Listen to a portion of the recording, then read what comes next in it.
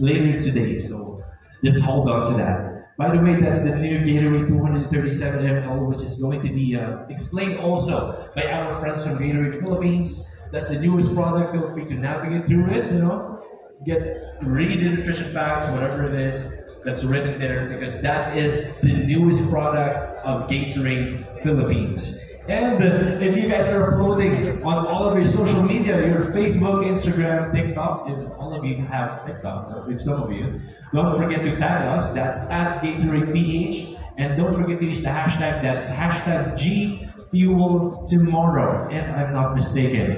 Again, tag us, that's at GatoradePH. And please don't forget to use the hashtag GFuelTomorrow. All right.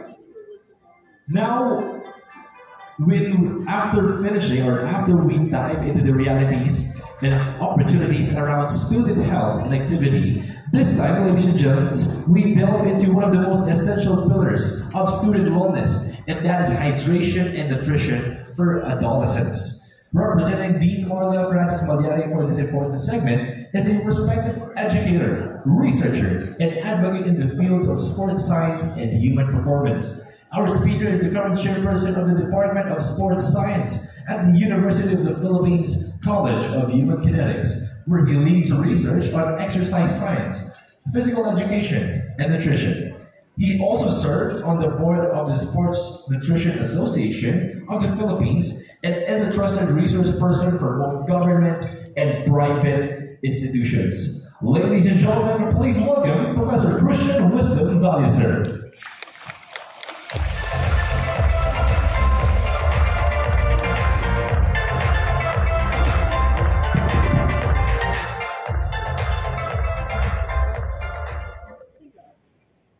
Hello, good morning everyone. So first of all, thank you to Gatorade and Red Scope for having us here. But most of all, thank you sa mga nandito, no? Parents, teachers, sports administrators, canteen managers. Kasi ito para sa inyo talaga. So it's always a pleasure to be here presenting for Gatorade and Red Scope. Alright, for this presentation, I'll just go through some of the topics that will be covered in the playbook. So for this one, we just have two main points to be discussed. We want to promote proper energy balance and growth for the adolescents especially, and also for fostering lifelong nutrition practices. So ang main concern natin dito na population are adolescents, diba? Which are high school to senior high, and this is a very important period in their lifespan. So this is 13 to 18 years old. This is a period of rapid growth and physical development. This will affect their future health. So yung maximum height ng isang tao is usually determined during this age. Ganun po ka-importante yung kanilang proper nutrition. At least in terms of their height. And if you know the data of the FNRI, around 30% of children have stunted growth, school children. And ibig sabihin na they did not meet their maximum height. That's mostly because of malnutrition.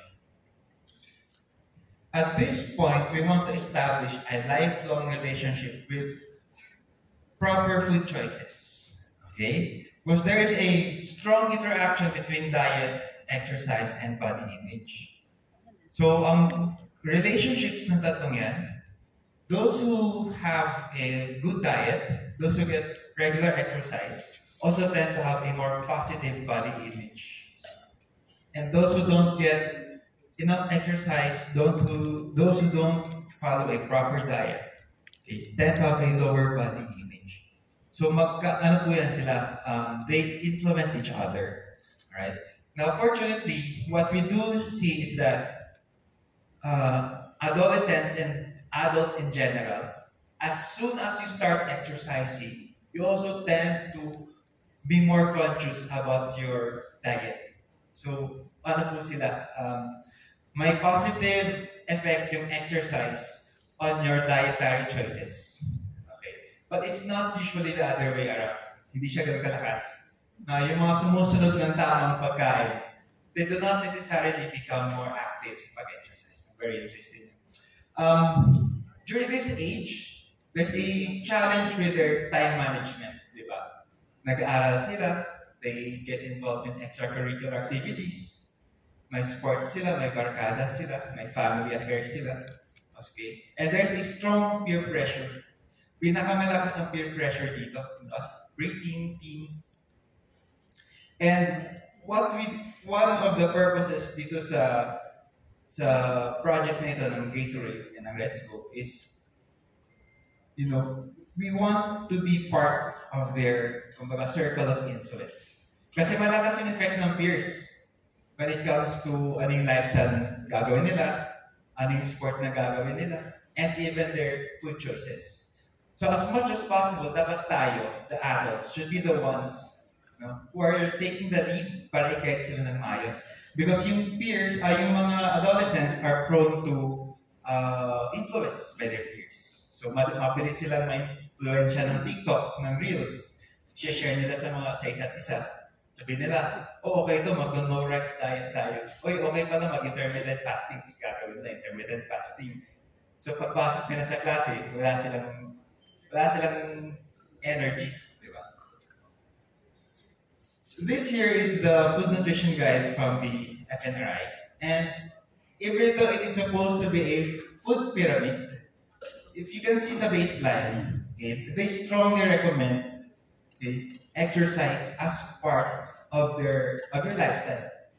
So kasama doon engaging in physical activities, not smoking, not drinking. But the reality is, during the adolescent years, dito din tayo natututo. Dito tayo natututong uminom, dito tayo natututong magyosi, di ba? And to some extent, yung iba, dito natututong mag-drugs. So very vulnerable at this point. Now, as you can see, when it comes to the actual food choices, water and hydration in general is the baseline of nutrition. Importante kasi ang hydration because you need that for proper digestion, proper absorption of nutrients. Okay. And then after that are carbs. Carbohydrate sources should be the main source of calories for most adolescents. So, kita nyo, rice, food crops. Diba? Hindi naman masama ang kanin. And then, hanggang sa dulo, may kasama pa dyan fats and oils. So, ang akala ng mga bata, they would avoid fats. Kasi masama yung fats, nakakataba. Totoo naman kung sobra. Diba? But you need fats. Diba? To some extent, fat is good because there are some vitamins, for example, that you will need to be, kailangan ng fat for it to be absorbed sa katawan. Okay? And fat also has important functions. Hormonal, thermoregulation, brain health, ganyan. Now, unfortunately, ito rin adolescents at this point are more prone to eating disorders, okay, to skipping meals. One of the reasons why they skip meals is because napupuyat. Bakit sila napupuyat? Kaka-cellphone. Sa cellphone, matagal, mapupuyat, late paggigising, hindi na kakain, diretsong papasok. Ano mangyayari? Pagpasok sa klase, antok or nahihilo. They are also prone to food fads and crash diets. Malakas yung effect ng peer pressure. Kung makikita nila, uso ngayon sa K-pop yung sobrang payat. They will now be skipping meals, will practice crash diets, food fads, and they also be prone to mga eating disorders, yung anorexia, bulimia, and the use of alcohol and drugs as mentioned earlier. So, to ensure that they get proper nutrition, okay, we want to promote yung conscious food choices. Yung very mindful, healthy food choices. They're not eating just because it's time to eat. Hindi sila kakain lang kasi umaga na. Kakain tayo kasi lunchtime na. So we want, number one is enough calories to promote health and performance. Yun po ang pinaka-importante. So, hindi po necessarily na pag low calorie yung pagkain, magpabuti na. Hindi. No? Kung low calorie lahat ng pagkain mo, ano mangyayari? Low calorie yung buong consumption mo sa buong araw. Okay. Next is, syempre, your calories will come from somewhere. And you have to take in the proper amounts of macronutrients, proteins, fats, and carbs. micronutrients to maintain appropriate body composition and to promote recovery. For active adolescents, no, malaking effect din ng recovery kasi mas active sila. Okay, they will need the nutrients from their food na para ma-recover, ma-replenish yung glycogen stores nila, ma-replenish yung lost na water, lost na electrolytes. Okay.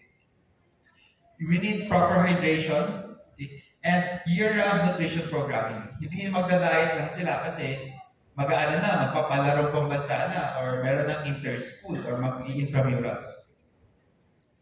So when we say, okay, proper calories, energy needs, how much calories does an adolescent need? So for developing athletes, we have the RMR, that is your resting metabolic rate. So yan po yung estimate of the calories that they need on a daily basis. So itong calories na ito, multiply nyo na sa body weight niya, tapos sa height. Okay? And you will get calories. Alright. Bakit resting metabolic rate is kung wala kang gagawin? Wala kang gagawin. Nasa bahay ka lang, or papasok ka lang sa klase, tapos uuwi. Okay. Bakit kailangan nyo ng calories? Kaya kailangan nila ng calories. You need calories to stay alive. No? Yung pagtibok ng puso, yung paghinga natin, pag-circulate ng dugo, kahit yung brain function lang para tumakbo yung utak nyo, that needs calories. Okay? There is also something called the Harris-Benedict formula. And you will notice, pag hinanap niyo yung Harris-Benedict na equation for the resting metabolic rate, iba yung lalabas for an adult and for an adolescent. So if you have an adolescent and an adult na same height, same weight, same gender, they will have different resting metabolic rates. Mas mataas yung sa adolescent. Okay? Bakit? Kasi yung adolescent, nandito yung kanila faster na physical development. So, which is also why, one of the main reasons why, mapapansin nyo ba, mas matangkad na yung mga bata ngayon? Mas matangkad sila ngayon. It's mostly because of, number one, mas accessible yung pagkain. We also have better access to food. Food tastes better. To some extent, food is cheaper, okay, in some areas. And the governments all around the world are more proactive when it comes to the nutrition of our children. Kaya kung mapapansin nyo, yung mga anak nyo, especially yung mga third generations, mas patangkad talaga kasi mga lolo't lola nila. Simply because during their physical development years, mas mabuti yung kinakain nila. Okay. Kasi example, tinanong ko yung parents ko, ano ba sa dati, wala namang mga nutritional guidelines sa school nila. Walang feeding program. Tapos ano yung pinapakain sa kanila, basta kung ano lang i-serve sa bahay. Okay. Now, that is just the resting metabolic rate. If your adolescents are also active, hindi enough yun. Diba? Because physical activity, may PE class sila, naglalaro sila sa labas, may sport training sila, may sports competition sila, okay, kailangan yung i-multiply yun. So for example, someone is very active, for example yung bata, mag-training sila sa umaga, papasok ng klase. Tapos sa hapon, may training ulit. Very active yun. So yung RMR, multiply niya by 1.42. Okay, that's the rough estimate. So ganun po kalakas yung effect ng physical activity. No? Now, for example, it can be as high as 56% more for girls. Yung kailangan nila na calories on top of the resting metabolic rate. Unfortunately, sino yung mas prone to anxiety about food consumption? Mga girls. So mas prone sila dun sa energy deficiency. And it's very risky. Because pag low energy, yung red S stands for relative energy deficiency in sport. It may lead to delayed puberty. So di ba nagka-issue ng ganyan dati sa mga gymnasts. Kasi yung mga gymnasts sa US, sa Russia, gusto lang maliit lang, payat para magaan, ma-maintain yung center of mass. Na-delete yung puberty nila, tapos hindi sila tumangkad. Menstrual irregularities, poor bone health.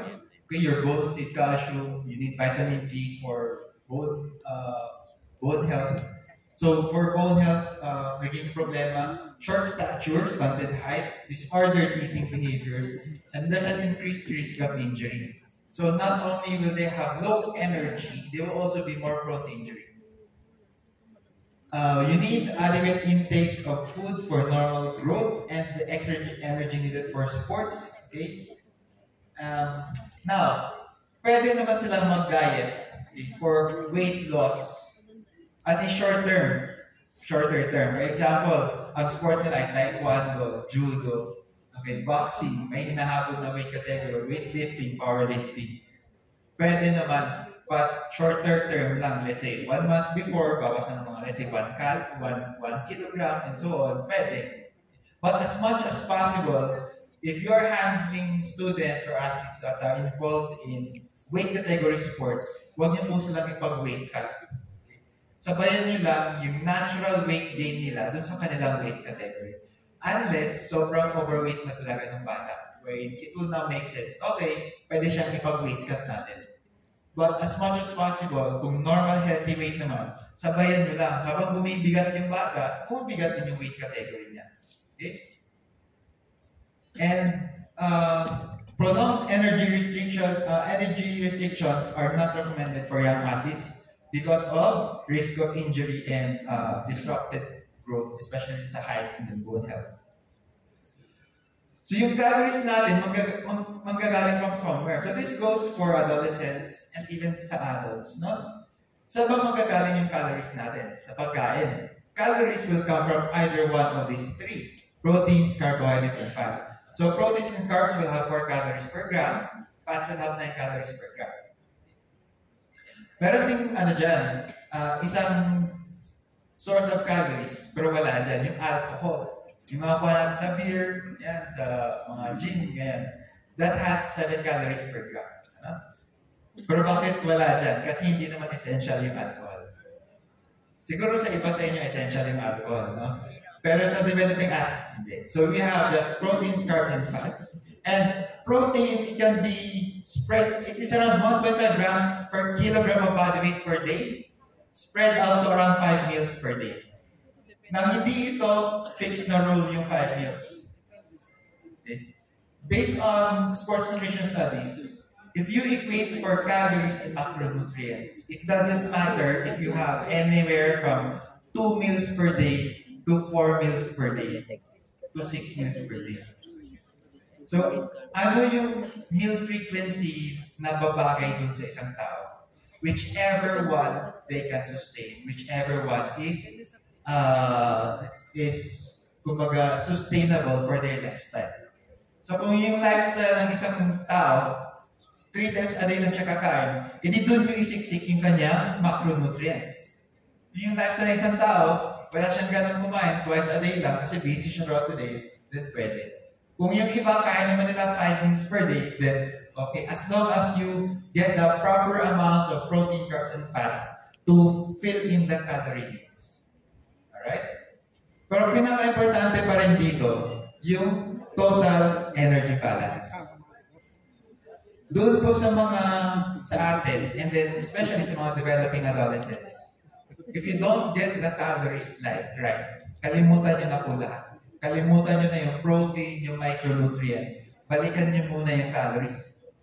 Kasi wala mong, kumbaga, sobrang laki ng effect ng energy balance nila. Na even if you say they're getting enough carbohydrates, if they're not getting enough protein and fats and enough calories in general, okay, ang laki po ng effect sa kanilang health. Some micronutrients that are of concern: iron, especially for the young athletes, female athletes, calcium din, pwede nyo mukha sa mga dairy products, and then vitamin D for bone health. No?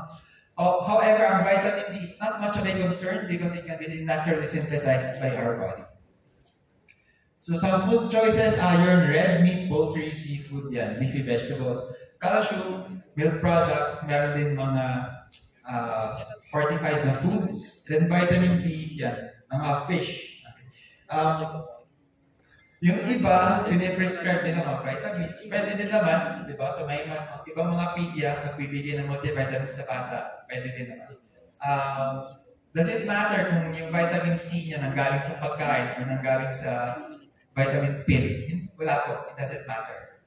ma-absorb pa din ng katawan mo, just as is. However, as much as possible, we would like to practice healthy food choices. Ano ibig sabihin nun? As much as possible, get your micronutrients from your natural foods. So yung mga natural food options natin, mga ganyan, meat, eggs, mga fruits, vegetables, you can even hydrate with mga like watermelon, cucumber, and so on. Okay. This is also one of the reasons why, as much as possible, iwasan nila yung mga processed foods. Di ba? Mga cookies, mga chips, di ba? Kasi yung mga yan, high in calories lang but low in, so mababa yung nutritional value niya. Calories lang. So pwede naman, does it mean hindi na sila pwedeng kumain ng cookies, hindi na sila pwedeng kumain ng corn chips or potato chips. No? Pwede pa rin naman, but in moderation. But the bulk of the nutrition should be mostly healthy, whole food choices. Okay? So, hindi naman necessarily na pag sinabing natural, healthier na. Hindi naman. But yes, most of the time. Hindi rin ibig sabihin na pag processed food masama. Okay? There are some processed foods that can be good for you. Pero most are, yes, low nutritional value, pero mataas na yung calories. Right. Now, the key to nutritional sustainability is proper programming to make it year-round and be mindful and purposeful about food choices. So, turuan po natin yung mga bata na ano yung mga kailangan nyo, anong amount of food na kailangan nyo. In terms of protein, carbs, and fat, ano yung mga pagkain na mataas in protein? Ano yung mga pagkain na pwede nyo mag-ikunan ng carbs? And a lot of times, your carbohydrate sources, natural foods, are also higher in nutrients, vitamins, minerals, and fiber. Okay. We want to help adolescents eat a more balanced and healthy diet, which will include make healthy food taste better. Kailangan po talaga yan sa mga young athletes, young adults, adolescents, kahit sa adults, no?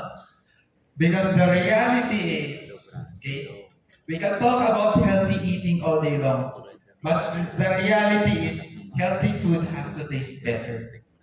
Because young individuals will eat based on taste. No? Hindi po gagana sa mga bata yung kainin mo yan kasi masustansya. Hindi po yan gagana. It didn't work for me when I was young. It didn't work for our students. It didn't work for my nephews and nieces. Kakain sila kung masarap. Di ba? Yun yung totoo. Now, as we become adults, we become more conscious. Okay, kailangan ko pala ito para ma-maintain yung aking timbang. Para bumaba yung aking blood sugar. Yes, pag tumatanda na tayo, we do make more conscious, healthier food choices. But for younger individuals, hindi po yan gagana. Kainin mo to kasi masustansya. This is good for you. It doesn't work. Okay. So we want to make healthy food taste better. Paano ba yan? Dagdagan nyo ng spices, no? Dagdagan nyo ng sausawan, nalagyan nyo ng healthy sauces. Yan. Make it more available and more convenient. Sabihin natin, maganda mag-leafy greens, pero wala naman siyang mapagkukunan, o hindi naman siniserve yung leafy greens. And we want to make unhealthy options limited. Huwag natin po sila pagbawalan. Pagbawalan kumain ng cupcake, pag kumain ng oat ng chocolate chip cookies, pero ililimit lang po natin. Kasi pag pinagbawalan nyo, anong gagawin niyan? Magtatago lang, di ba? Magsisikreto lang. Okay. So, realistic din tayo na kailangan meron din sila mga treats, but the bulk of the nutrition should come from healthy food choices that also taste good.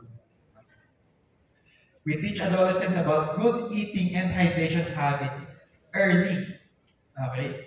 Early. Because if they practice good nutritional, good dietary habits when they are young, madadala nila yun as they grow older. That is the same pattern that we see with the adults, with exercise. Okay. Physically active children also tend to become physically active adults. Now, unfortunately, sedentary children also tend to become sedentary adults. Okay? Yun po yung nangyayari sa totoo lang.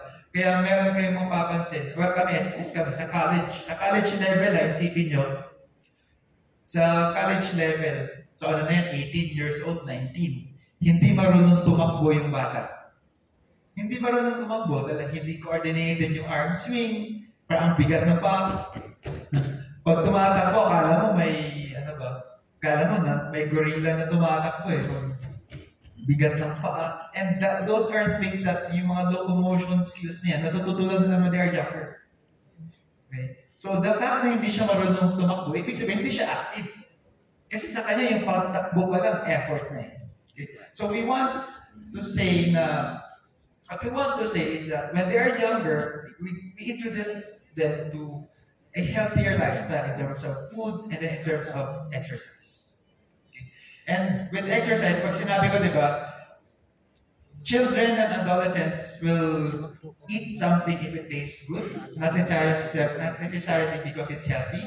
Sa exercise, ganito naman. Children and young adults and adolescents will exercise or do a sport or physical activity if it's fun. Okay? Hindi po gagana sa mga bata, sabihin nyo, maglaro kayo kasi maganda yan para sa katawan nyo. Mag-exercise kayo, hindi po gagana yan.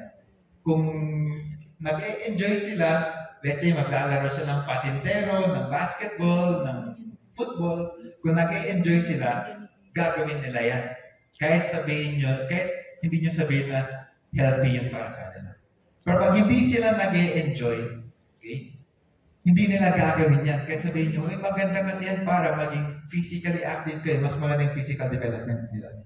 So as much as possible, kung meron dito nag-handle ng PE classes sa klase, the focus of PE should be fun, locomotion skills, interaction, learning about teamwork, learning about problem solving using their kinesthetic abilities. Huwag natin gawin yung PE na may kailangan abutin na score. Okay? Or gagawin nyo yan, tapos may punishment. No? Or for example, mag-handle kayo ng ROTC, ng CAP, huwag natin gawin na, or kahit sa mga klase lang, huwag natin gawin ng punishment, yung physical activity. Nagkamali, ipapag-push up. Nagkamali, ipapag-jogging. Magkakaroon ngayon ng mentality yung bata, punishment yung push-ups, yung jogging, punishment. Okay? Yung squats, punishment. Right? So we want to develop healthier habits when they're still young. Okay. Now, sabi ko nga kanina, the baseline of nutritional consumption is proper hydration. Okay? Proper hydration supports health and well-being. It enhances performance and recovery during physical activities. Proper hydration has the strongest acute effect. Ibig sabihin ng acute effect is immediate effect on a person's physical performance. Okay? Pag dehydrated yung tao, sabihin natin, after 3 hours dehydrated siya, immediately affected yung kanyang movement, yung kanyang brain function. Okay. Malaking epekto ng hydration, ng dehydration specifically. Hindi siya parang, kunyari, protein. If you don't get enough protein, kahit isang araw lang, kung isang araw lang yan, kahit nga isang linggo, halos negligible yung effect niya. But if you're not getting enough hydration, sabihin natin for the past 3 hours, tapos maglalaro siya ng basketball, malaki na yung effect kaagad doon. Now, yes, importante yung hydration, but we don't want to overcomplicate it. Hydration is a very simple thing. Diba? Just drink enough water and fluids to make sure that you have close to clear na urine color, that you are not thirsty. Napaka-simpleng bagay. Okay? Pero napakalaki yung effect. So, meron din tayong about proper hydration strategies sa bawat isang, or for our active young athletes or active students. Diba?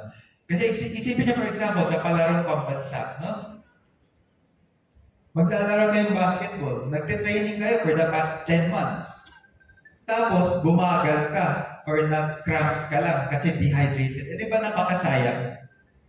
Nagsipag kayo ng halos 1 taon, tapos nadali ka Kasi hindi ka lang uminom ng enough water or you do not get enough electrolytes. Napakasimpleng bagay, di ba? Sayang yung effort. It will maintaining adequate hydration levels is important before, during, and after activities. Okay? Bakit before? Kasi kung saktong hydrated ka lang ngayon, tapos maglalaro kayo ng football, 2 oras, edi definitely dehydrated ka na before mag-end yung first half ng laro niyo ng football. Diba? So you want to be hydrated before, and then you want to constantly hydrate during. So kunyari, every 20 minutes, kung nakasalang sa court yung bata, no? Kung may dead ball, may timeout, nag-rehydrate sila. And you also want to hydrate after. Bakit after? Tapos na, di ba? To replenish what you have lost. And what you will lose is mostly water. Ang isipin nyo lang po is around 1:2. Okay? 1:2. Yung the ability of your body to lose water is twice as fast as your ability to absorb water. Ibig sabihin natin, in one session, nag-lose siya ng 1.2 pounds, 1.2 liters worth of water in 1 hour. Yung kaya niya i-reabsorb niya, siguro mga 600 ml lang. Okay, so doble.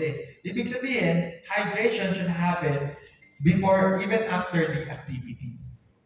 Okay? And we want to prevent the adverse effects of dehydration. So, maraming adverse effects of dehydration. So, paano nyo malalaman kung nakapag-rehydrate ng maayos yung bata? The next day, kahit yung first urine niya, yun, closer to lighter color yan. Okay? So, ano ba effect ng dehydration? Dito sa Baguio, malamig, di ba? But in NCR, napakalaking problem namin yan. Yung mga bata, kahit sa classroom lang, nade-dehydrate, walang ginagawa. It will decrease your blood volume and strain your cardiovascular system.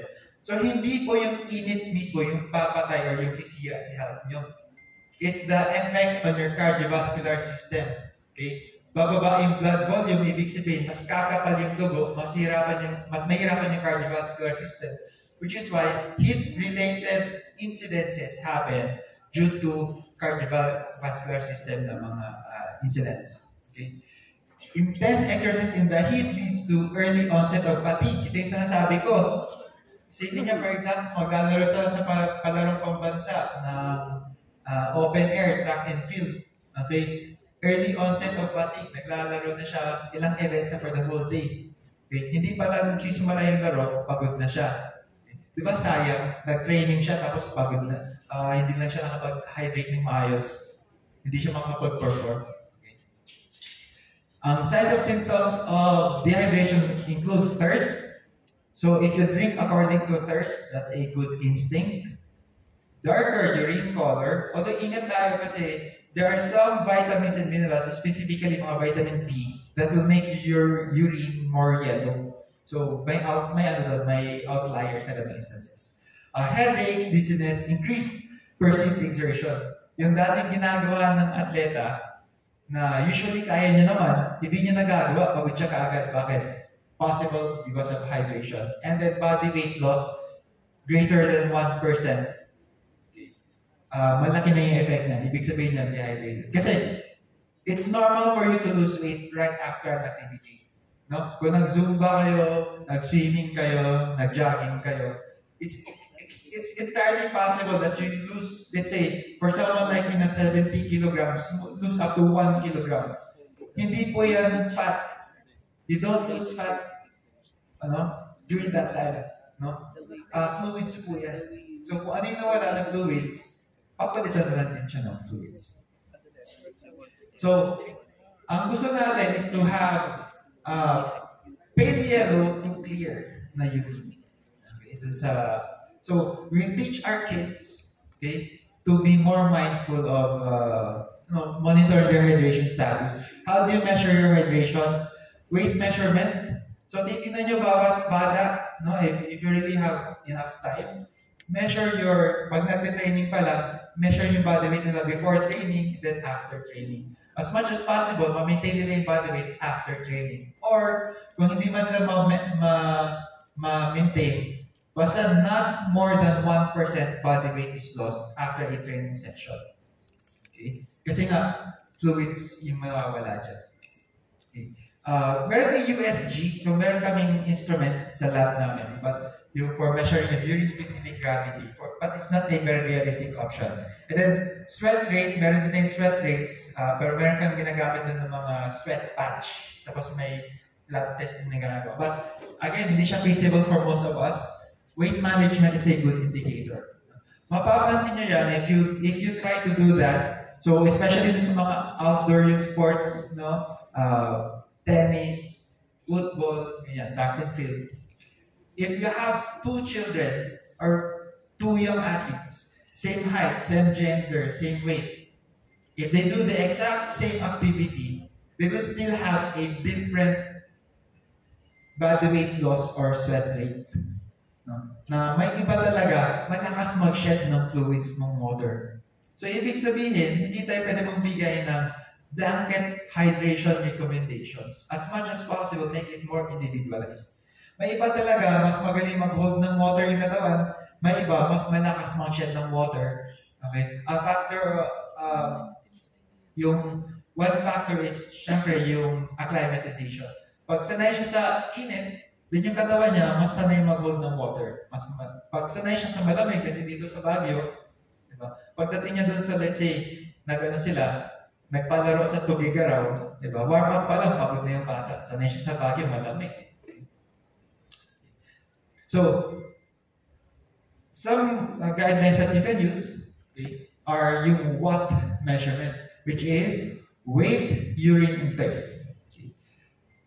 Kung meron silang weighing scale sa bahay, just make sure that body weight does not differ by more than 1% every day. So, kunyari, magpapadala kayo ng mga contingent nyo sa palarong pambansa o sa Batang Pinoy. May dala lang kayo ng isang weighing scale. Measure nyo yung body weight ng mga bata on a regular basis. Tapos, every day sa morning, i-measure nyo. As much as possible, make sure that their weight gain is stable or not greater than 1% loss. Kasi pagdating sa palaro, di ba, it's entirely possible kasi maglalaro siya magko-compete siya sa tennis or sa badminton. Maglalaro siya ngayon, tapos maglalaro ulit siya mamayang hapon, tapos the next day maglalaro ulit siya. Kung umabot siya ng semis or umabot siya ng finals, pwedeng 3 araw, 5 araw, naglalaro siya everyday. And pag hindi siya nakakapag-rehydrate ng maayos, everyday din, bumababa yung kanyang performance. Mas prone siya to early onset of fatigue simply because hindi niya na-rehydrate yung sarili niya. Okay? Urine color. This is the easiest thing that we can do. Kung meron kayong urine color chart, mapakita nyo sa mga estudyante nyo, sa mga atleta nyo, or make sure that your urine throughout the day stays around pale yellow or clear color. Okay, and then first, pag nauhaw kayo, uminom kayo. That is an early onset of rehydration needs. Nagiging problema din siya minsan, iba ayaw uminom kahit nauhaw na kasi malayo yung CR. So if I remember yung sa amin dati, may ginawang bagong facility pero hindi pa tapos yung CR. So yung CR sa kabilang building. So marami kami mga babae, hindi na umiinom masyado ng water during training kasi lalayo pa sila. Okay, so sa mga football athletes. Yung mga lalaki, walang problema. No? Kasi kahit walang CR, kahit saan pwede nilang gawin CR. Okay, so magiging issue din yan. Tignan nyo rin sa sa training venue nyo, meron bang toilet na maayos? Sports drinks like Gatorade may be recommended for activities that are longer than 90 minutes. So pagdating mo especially pag intense activities like football, tennis, high volume, malaki yung kanyang physical exertion, that environmental conditions, high heat, high humidity.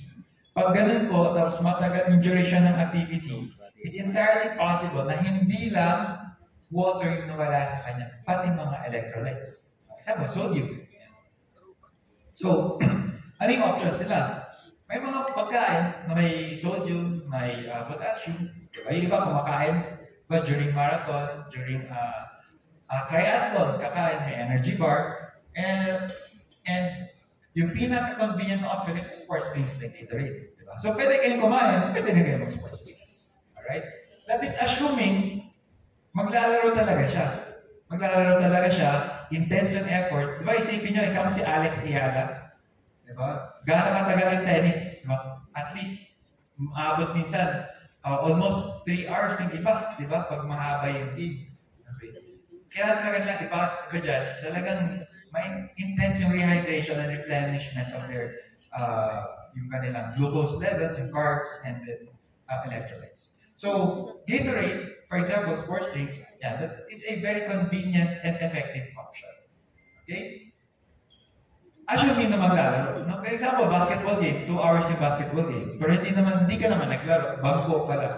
So kung bangko ka, syempre, alam mo lang, isang basang tubig ka lang. Kasi papalakpak ka lang naman. So, syempre, kasama doon. No? So, relative to effort, then the duration. Cold drinks are more palatable. Mas masarap. Ibig sabihin, if you want to promote proper hydration during intense activity, pag malamig yung iniinom nila, that is more ideal. Kasi mas malamang kakain, mas iinom sila. During activity, you want to consume around every 20 minutes. Okay? Or every half hour. Ayaw natin na maglalaro sila, tapos saka lang iinom pagkatapos na ng laro. So, intermittently iinom lang ng iinom. So, drink water throughout the day to stay ahead of hydration. Okay? Hydrate before, during, and after activity. Include electrolyte drinks for intense activity. So, kailan sodium, potassium, like sports drinks. Avoid drinks with high sugar content like regular soda or energy drinks. Okay? Kasi pag matamis po yung iniinom nila, yung pag-process kasi ng sugar, kailangan din ng water. Eh di ba, kung dehydrated ka, tapos isipin nyo lang, uhaw na uhaw ka. Tapos pagbukas mo ng water bottle, yung laman ng water bottle mo, leche flan. Gugustuhin mo ba? Hindi, di ba? Kasi matamis, mas mabuhaw ka. So, sugar will also need water. Okay? Pag mangyayari, mas mati-dehydrate. So, avoid sugary drinks for rehydration. Monitor urine color is the simplest thing that they can do. Incorporate hydrating foods as well. Yung mga watermelon, cucumber, orange, yan. And ang maganda nga din sa mga natural healthy food choices, they don't just give you carbs and water, they also give you a lot of vitamins and minerals that support overall health and performance. So yun po yung wala sa processed foods, yung vitamins, minerals, and then fiber. So we want to develop sustainable habits during adolescence to give them a foundation for long-term physical and mental well-being. So again, tandaan niyo po, sedentary adolescents, sedentary children tend to become sedentary adults. So as much as possible, we want to give them healthy, mindful food and exercise habits so that they become healthy adults. Okay. Kasi mahirap po pag adult saka lang sila magiging healthy. Ano ba yung common nilang nangyayari? Pag naging adult na, magiging healthy lifestyle na. Bakit? Kasi nagkakaroon na ng gout, blood pressure. O di ba sayang? Proactive dapat tayo, hindi siya reactive.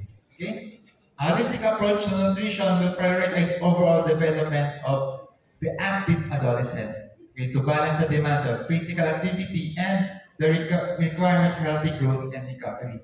So, ano ba yung specific requirements ng adolescents? Mas mataas yung kanilang basic or resting metabolic rate. Okay? If you address these concerns, this will help them achieve their goals while minimizing the risk of injury. Kasi nga, pag mas healthy sila, mas healthier yung bones, mas may muscle mass, may stronger muscles, and developmental disruptions. For example, menstrual flow, height. No? Sayang naman yung bata, hindi tumangkad kasi kulang yung pagkain. Now take note, hindi naman ibig sabihin, pag pinakain mo ng pinakain yung bata, tatangkad na siya. No? Malilimit din po yan ng genetics natin. Kung pandak po yung lahi natin, malamang pandak din yung anak mo. Pero huwag niyong i-malnourish kasi magiging sobrang liit yan na. Okay. So, to some extent, it will be determined by their nutrition and their genetic potential. Kasi baka isipin nyo, pakainin to. Ano na siya, lalapat lang yan, hindi yan masyadong tataas. Hydration education will foster, again, proactive approach, as I've said. Tayo, the adults, coaches, teachers, parents, trainers, sports administrators. No? Pag ang sports administrator kasi siguro may mga SDO dito. Pag dahil kasi nagbaba ng memo or nagbaba ng guideline, more likely susundin yan. Okay? We should reinforce these healthy practices. Because adolescents can perform at their best if they have structured hydration strategies, especially pag individualized. If they are able to monitor their hydration levels and if they will select appropriate beverages, water, sports drinks, hydrating foods. Instead of after ng PE, anong gagawin nila? Iinom ng milk tea. Isipin niyo yung milk tea, 400 calories in one serving. Parang nag-full meal ka na. And minimize the risks of dehydration. So damay-damay po lahat yan. Right? So yun na po. Thank you very much. And sana may natutunan. Okay, thank you so much. Once again, that was Professor Christian Wustevali, sir. Prof. Christian, maraming salamat po for that very informative lecture about hydration and nutrition for adolescents. Now, ladies and gents, we believe that we want to give you this opportunity to ask questions if you have any clarifications that need to be made, and anything at all about the lecture of Professor Christian right here. This is your chance, or I think we can accommodate 2 to 3 questions. 3 questions. All right. Anyone from the crowd, just raise your hand. Yeah, I think we have a prize. We will give you a Gatorade tumbler right there. Yeah. If you ask a question. Okay, who's our first? Okay, over there. Hello, ma'am. Good morning. Hello, good morning po. Morning. Rana Lopez Kapitpit po from Region 1, Pangasinan po. So I have a question for you, sir. As the hydration expert, what is the difference between sports drink like Gatorade versus an energy drink, and which is healthier po? Okay, thank you po. So sports drinks and energy drinks, their main difference is just the presence of stimulants sa energy drinks. So energy drinks usually may caffeine. Mas mababa yung kanilang water content, mas mataas yung sugar kasi pang per cup ng energy. Now in the context of adolescents, as much as possible, ayaw natin sa bigyan ng stimulants, especially pag batang-bata pa. So in moderation, pag adults, either is fine, but pag adolescents, definitely mas healthier sports drinks. Thank you. Okay, thank you so much. Question number 2. Ayun, hi ma'am. Good morning. What's your name and from what region? Good morning po. Rodel Benunin po from Region 1. So, question ko po sir, they say we need to consume 8 glasses of water every day. So, is water enough for hydration po? Yeah, thank you po. So, hydration, specifically for rehydration, you want to replenish what you have lost. So in activities where you have shorter duration, let's say mag-gym ka lang ng 30 minutes, no? Then in those instances, water is enough. Kasi fluids lang yung malulus mo. However, pag longer duration activities, especially those done in like hot and humid environments, you're not just losing water, you're also losing electrolytes. So in those instances, you need to also replenish yung lost electrolytes. And one convenient and very effective way of doing that is by drinking sports drinks. Okay, thank you so much. And I think we have room for one more question. Okay, from the gentleman over there. Good morning po. Good morning sa lahat. Tanong ko po sa overhydration ba? Meron po bang bad effects na kapag papapapa po ng performance kung ang isang atleta ay overhydration? Thank you po. Yeah, thank you for the So there's a phenomenon called hyponatremia. It happens when you're drinking too much water. Magkakaroon siya ng negative health effects. Ano mangyayari pag masyadong marami kang ininom na tubig? Okay? Ihi siya ng ihi. So nag-flush ng mga electrolytes, specifically yung sodium. So there is also a risk for overhydration. So ang magiging risk niya is hyponatremia, which would mean also hindi rin, kumbaga, dehydration is a problem, but also overhydration is also an issue. Now, fortunately, that's very rare. It's very rare, but it can happen. So, ang gusto natin makita is monitor their urine color. Turuan natin sila. Monitor your urine color. Kung clear yan, okay, definitely, or pale yellow, okay ka ba? Kasi minsan, especially dun sa mga first time na magsasali ng mga fun run, gagawin nila, inom ng marami. Kasi magtatakbo sila ng mahaba. Tapos, mangyayari, kaka-hyponatremia. Unfortunately, yung symptoms ng hyponatremia is dizziness, cramping, same symptoms with dehydration. So yes, there is such a thing, but it is not as much of a concern as dehydration. Okay, thank you so much. I hope we answered your question. Maraming salamat po. And that concludes Professor Christian Valdez's lecture question and answer portion. Yes, let's give him a big round of applause. Prof. Christian, maraming salamat po. With an extremely informative and important lecture about hydration and nutrition for adolescents. Now I want to check the crowd. Are you guys still G? G na G! You're not G. Come on. Are you G? There it is. Now I'm just curious. Can we have a show of hands? Sino dito may meron ng TikTok? TikTok. Alright, we have one. Isa lang ang may TikTok sa Region 1. Cordillera Administrative Region. Okay, thank you so much. You may put your hands down. No, because for our segment today, I think we're going to have a little bit of entertainment before we dive into what's next. Okay? So, and now, let's officially kick off the campaign that brings all of us together today.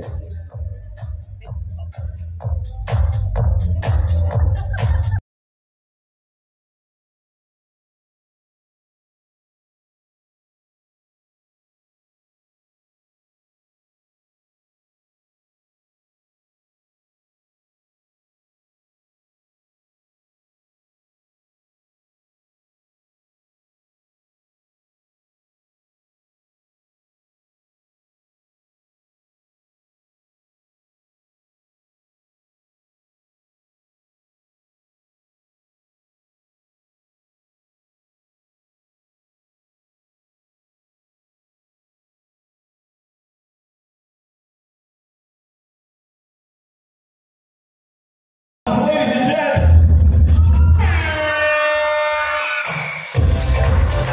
and now let's fuel tomorrow with Gatorade. Let's all watch this.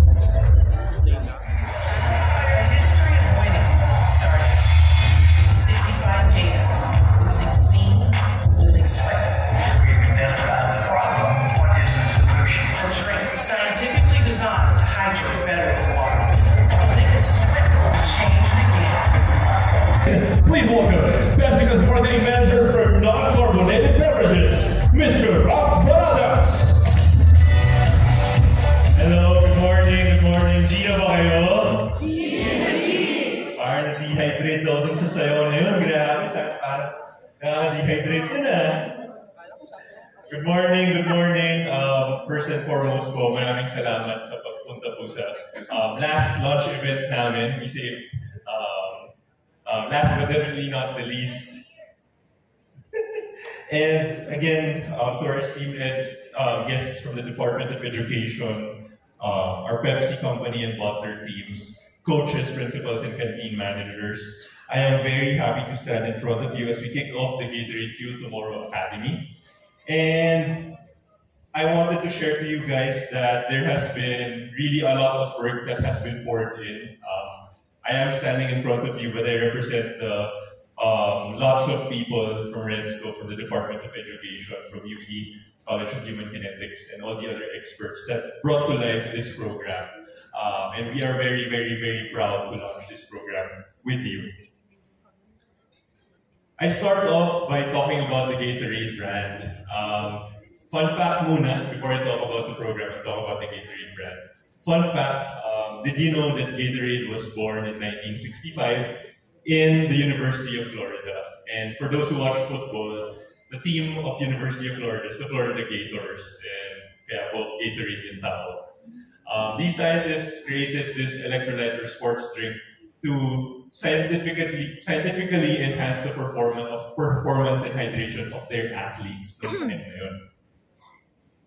I want to say that Gatorade is backed by 60 years of science, meaning it has really been researched, tested, and as we always say, it's born in the lab and tested on the field, meaning the results and performance speaks to the athletes that use to consume Gatorade.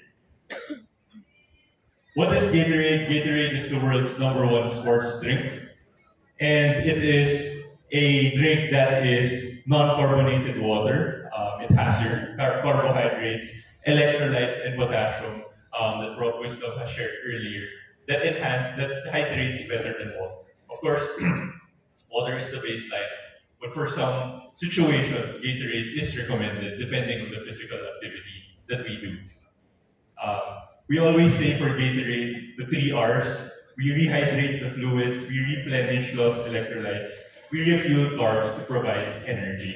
So this is the Gatorade product that you know and love, or the consumers know and love. I'll talk about the building blocks of Gatorade, meaning as I talk about its scientific background, etc. What makes Gatorade Gatorade? And the first one is the scientific integrity. What does this mean? Scientific integrity means it is not something that is a gimmick. It means it is a product that is researched, tested to really bring out the best in all our athletes and every individual that consumes Gatorade. It was born in 1965 and it's still a strong brand now. So you know that the product that you get is what we advertise. Consumer education. What does consumer education mean? It means that we do not shortchange our consumers. And the product that we talk about is the product that we promise to deliver or give. And lastly, field of play. It is tried and tested in field of play. When you see the best of the best consume Gatorade, you know that the brand is true to their word. And lastly, I talk about for everyone. And I'll speak a little bit longer po. Tatagalan ko po sa for everyone. Ano po yung ibig sabihin nito? Ang ibig sabihin po ng for everyone is, globally, we know that may strong association ng Gatorade brand to elite athletes like Michael Jordan, Jason Tatum, or the NBA, and even our National Football League, for example. So when you see that, it sometimes becomes, we learn that it sometimes becomes intimidating to people like us. Like, if it was easy to become Michael Jordan, baka mas maraming Michael Jordan, but we know he's just one person, right? So it becomes intimidating, meaning, hey, is Gatorade really just for elite athletes? And even in the Philippines, this is a model that we brought. We partner with the UAAP, with our ambassadors like L.A. Tenorio, Dwight Ramos, Eliza Valdez. So while we have those elite athletes associations, we say that Gatorade is for everyone. Because as what mentioned by Professor Wisdom earlier, hydration is for everyone. I mean, just because you're not a Michael Jordan or you don't perform like an elite athlete doesn't mean you don't have to be hydrated. In fact, after exercise, hydration was the baseline for proper nutrition. In the Philippines, Gatorade is also the #1 sports drink. And again, I highlight that Gatorade is for everyone because as a brand, we want the brand to democratize sports. Ano pong ibig sabihin nito? Ibig sabihin po nito, for example, me, I work at PepsiCo as a marketing manager. But even outside of that, I would call myself life juggler po ako. Like, I would exercise from time to time, chess po ako, or basketball. So, papagod po ako, or minsan nagko-commute. And I balance that with my regular life. And through that, napapagod ako, I would need hydration. And just because I'm not Michael Jordan doesn't mean I don't have the right to, be hydrated, do my best. My goals are different because my goal is just to be better than yesterday. And I'm sure everyone here can relate to that, which is why we say Gatorade is for everyone. We talk to the modern athletes, those that run their own race and achieve their own goals and their progress. And that doesn't necessarily mean purely sports. Of course, sports is the main thing, and across all ages as well. Ngayon na alam na po natin ang history ng Gatorade, I will now bridge it to the Gatorade Fuel Tomorrow Academy. I start with the topic again, which is what we talk about, hydration or the lack thereof. We know that Philippines is a tropical climate with high humidity all year round, and generally sobrang init po talaga. We sweat and our functionality is impacted. Number two, studies show that 8 out of 10 learners are dehydrated or do not drink enough liquids. Mapa-Gatorade man yan, mapa-tubig. Number three, there's this low perception on the need to hydrate. We grow up thinking na, oh, inom tayo ng tubig kapag uhaw na tayo. But what as was mentioned earlier, it's actually a habit. And in fact, you lose a certain amount and you only gain 50% in that same hour. So ibig sabihin nun, before we do our physical exercise, dapat hydrated na tayo. And this is something na we feel is a topic that is not really talked about across the Philippines. And lastly, not all drinks are equal when it comes to hydration, as mentioned also by Professor Wisdom earlier. Water is enough, but there will be times that sports drinks or electrolytes are recommended because you would have to replenish yourself there. And also, there are other drinks that do not with the purpose of hydration are not recommended. Lastly, we have an active population. Even without sports, the climate, our commute, and our daily tasks require us to be active, hence the need for hydration. So these are only some points kung bakit po hydration ay importante po para sa atin and why ito yung focus topic of the program. And sa dami ng priorities natin, hydration is often overlooked and not seen as very critical. In fact, dehydration can be as detrimental to a person as that of other health deficiencies. And in response to this gap, again, I started by saying that we worked so hard for this program. We partnered with the Department of Education to create a hydration education program. I want to highlight that this program is 24 months po, meaning it is something that it's not a one-time thing. It's not after we see you today, we won't see you anymore and we'll just say, okay, this is the program, thank you, and good luck, all the best. Hindi po ganun, it is a 24-month program. We are launching it again this 2025 with the intent to learn, build, scale up for the future. And that is how we see, or that is how we value this advocacy or objective for hydration and Gatorade. We talk about fueling the mind, body, and soul. And what does this mean? It means fueling the body because this is the physical manifestation of who we are. Fueling the mind because mental energy or mental strength is as important as physical energy. And finally, fueling the soul, and this is something that is close to us also. Fueling the soul because doing the right thing matters. And because character matters, especially when we talk to our students. As we pilot this program, I wanted to share with you that it will be for all Luzon junior high schools, so 6,650 schools. We will talk about scale, which is for all schools. We will be talking about the Motivate. So it's one program with 3 different levels of engagement. With Motivate, the 500 schools, and all schools here kasama po sa Motivate, and sana po ma-excite kayo sa next slides kung ano po ang makukuha ng mga Motivate schools.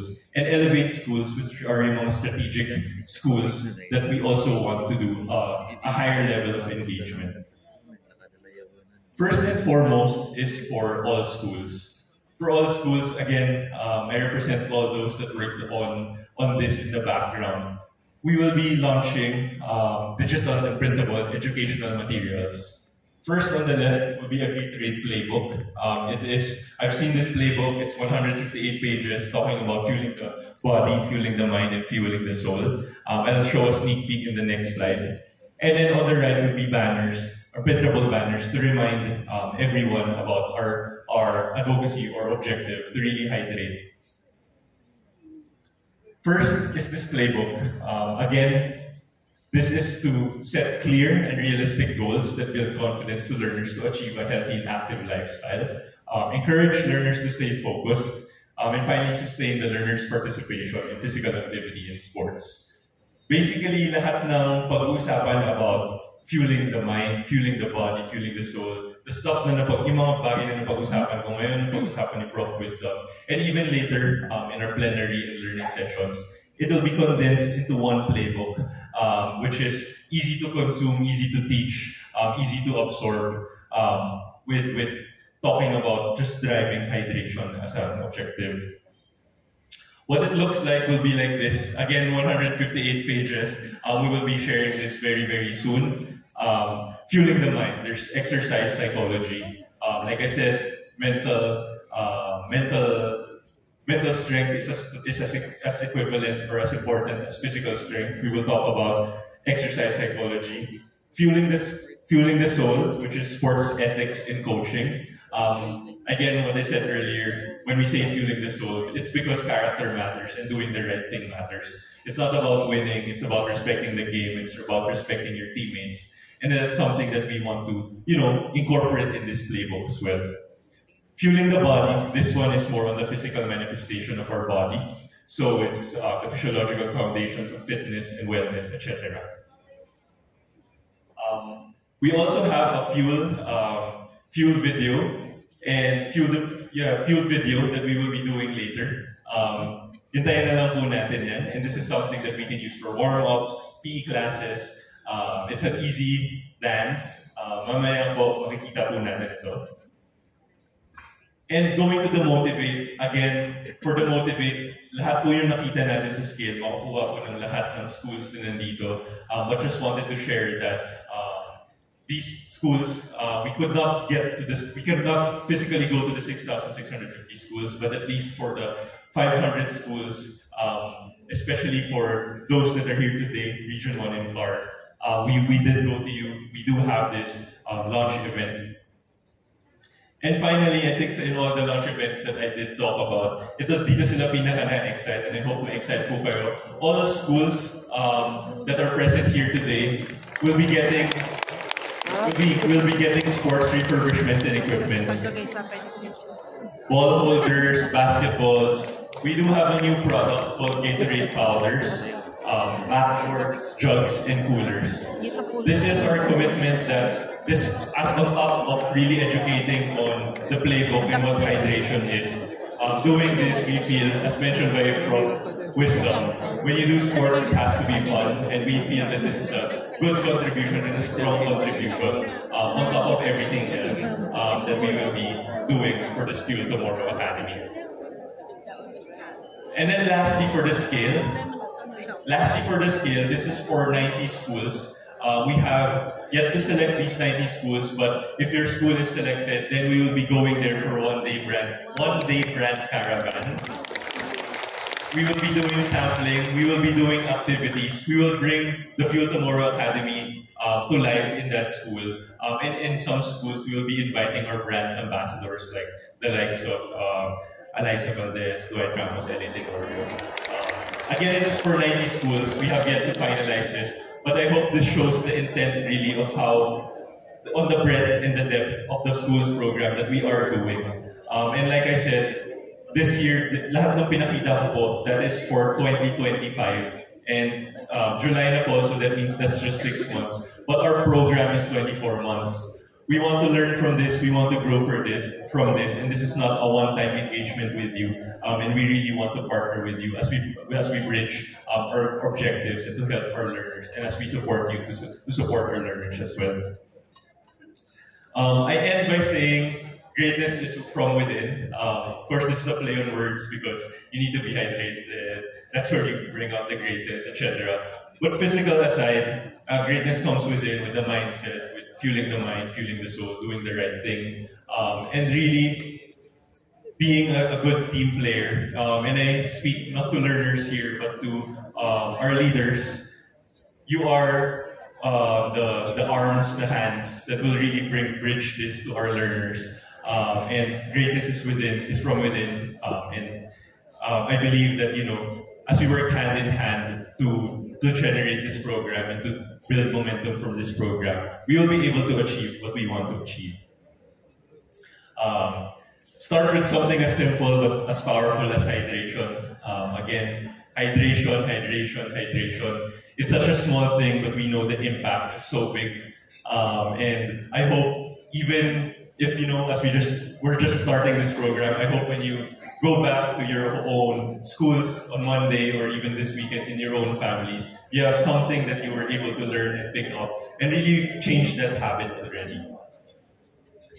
So once again, I thank everyone here today for listening to us, for advocating our hydration and the Gatorade Fuel Tomorrow Academy.